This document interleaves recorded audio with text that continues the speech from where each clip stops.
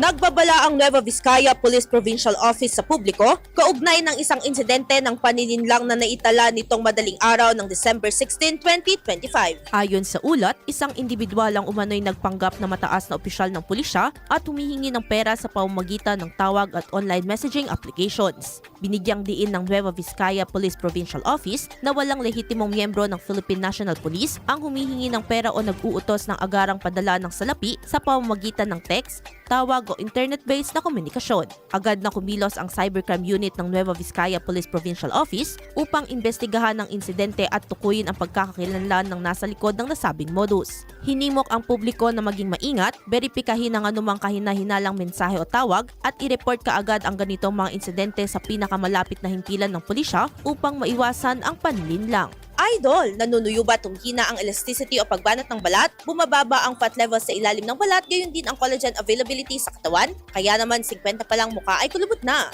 Para mapigilan ang mabilis na pagtanda, mag-DTX 500 na. Pinaparami ang cell regulators gaya ng retinols, peptides at growth factors para sa collagen metabolism and production. Sa DTX 500, hindi lang balat mo ang magiging makinis kundi ang selula ng iyong buong katawan. Para maging healthy, mag-DTX 500 palagi.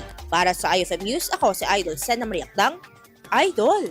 IFM News.